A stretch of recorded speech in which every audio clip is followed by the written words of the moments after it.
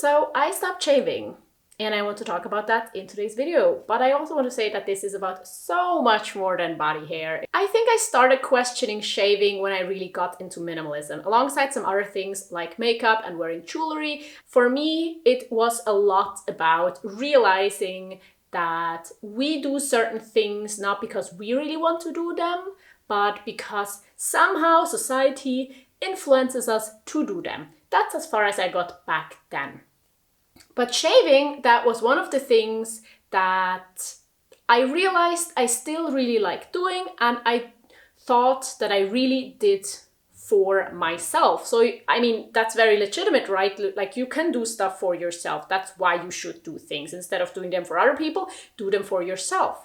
And I still do not want to say any other thing. You do what you want to do for yourself with your body. It's your choice. But I think there are also people, especially people socialized as women, who do a lot of things to get ready in the morning that they don't really do for themselves, but they just do because they think they're supposed to do them. And there's a good term I just recently stumbled upon that's not very famous, but I think describes very well what I'm meaning. And that's beauty work. So, people socialized as women learn to do work to honestly just kind of keep up with the male part of society. So we learn that to look presentable, we need to wear makeup because otherwise we might look tired or bad or we have pimples, and that's not okay. We learn that we should wear high heels because it just looks more put together. We learn that we need to shave because smooth skin is just feminine. We learn that we need to have long hair because that's just more beautiful.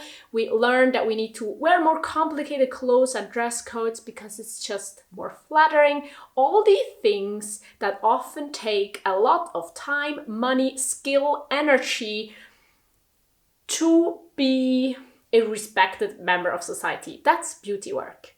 And for me as an individual at the start or at the core of my minimalism journey, kind of rethinking the things that I do on an everyday basis, the things I own, the routines I have, the time it takes me to get ready, I started questioning and thinking about why am I doing these things? Why am I shaving? To come back to today's example and the topic I want to talk today. Why am I shaving?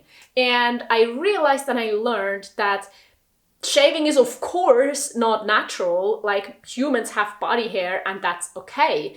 But in order to make a huge percentage of the population shave, especially women, you need to market products towards women. And when we talk about minimalism, when we think about consumption, then I think we learn, and that's what I learned especially, that marketing is crazy, that advertisement is trying to tell us so many things, like that they are so good in making us not good enough and then needing to put in time, effort, and money to become just barely good enough. And that's what happened with shaving over the past 100 years. It became something women are just supposed to do because smooth skin is feminine and body hair is not sexy. And even though in certain decades it wasn't that rigid, and nowadays we see more people having hair again, I actually recently saw an ad that was exactly trying to market towards these people that support the idea of everyone should do whatever they want. So the ad was actually really literally saying, you do it your way, choose whatever fits your lifestyle, do whatever you want with your body hair. You can wax it, you can shave it sometimes, you can shave it with that device, you can shave it with the other device, but there was no option of leaving it. And I think that's crazy. So even today, from a marketing perspective, our bodies are not okay. We should please not feel okay with body hair, because then we're not gonna spend the money. But while I think these ads are really funny, because I've thought about advertisement and how capitalism is trying to market things towards women for some years now, and I think I've gotten really, really good at thinking it is funny because I don't really feel the incentive of buying these things anymore. It doesn't really make me feel worse anymore, and I'm very, very grateful for that. But then there's another thing I've actually only recently realized how big of an impact it has on the way I see myself and on the way I think that I'm just following my preference if I'm shaving. Because during the past few years, even though I questioned it like 5 years ago, I still shaved every now and then at least. And I always thought that I just do not like body hair. I just don't like the look. Like, yes, sometimes I would not do it to not have to do it, or to not have to take a razor on vacation, things like that. But I still just did not like the look. And here, we're not talking about capitalism, but we're talking about patriarchy. I think the ugly truth is that when I look into the mirror, or up until very recently at least, I did not just see myself with my own eyes. I didn't just see what I liked, but I also saw what I think men like or do not like. What I mean is the male gaze. And it's crazy. I've been in a relationship for over 10 years. And I do not have many like men in my life that would police my body and say anything about body hair. I know these men exist, and I think they're terrible for women and for our society, but they're not in my life, and still I would look at my body through the lens of the male gaze.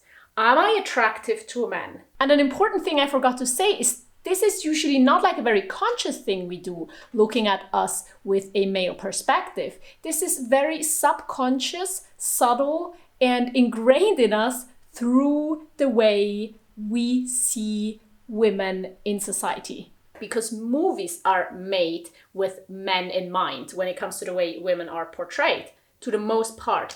Music videos, advertisement, we center men so much that we mostly think about them when we portray women in any way in our society, in public, and that women, even in private, like me, look at the mirror and see themselves through the lens of the male gaze. And I think that also means that most of the beauty standards we have for women are not actually how women feel confident, how women feel beautiful, how women feel good in their bodies, but it's how men want women to be, or it's how women think men want them to be.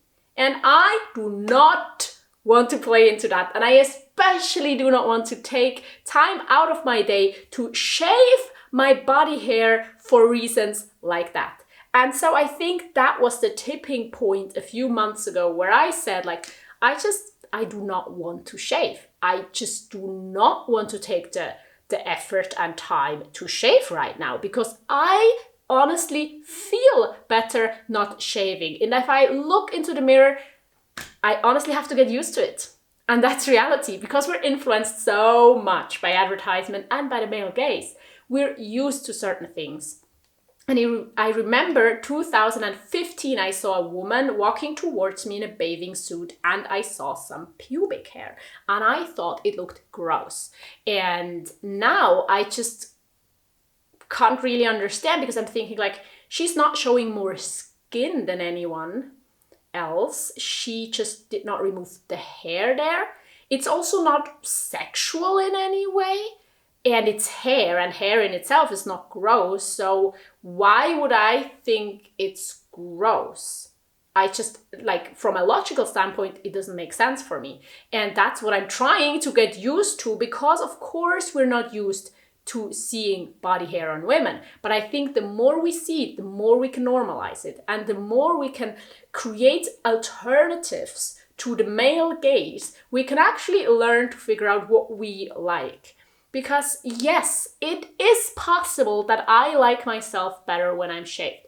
But then, of course, with things like shaving, it just really has to add up, in a sense of, like, I do have to want to take the time to shave and feel like the return I get is really worth it. And at the moment, I just don't feel that way. So what I want is not all of us to grow out their body hair. What I want is not all of us to have short hair and not follow beauty standards and having to get used to looking at ourselves in the mirror and not really liking what we see. That's absolutely not what I mean. What I want us to have is options.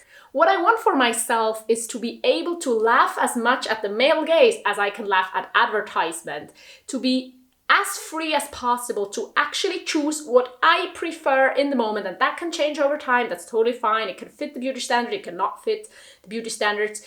I just would like to be okay with my body, and I would like to not have to put in a lot of beauty work to be okay with my body.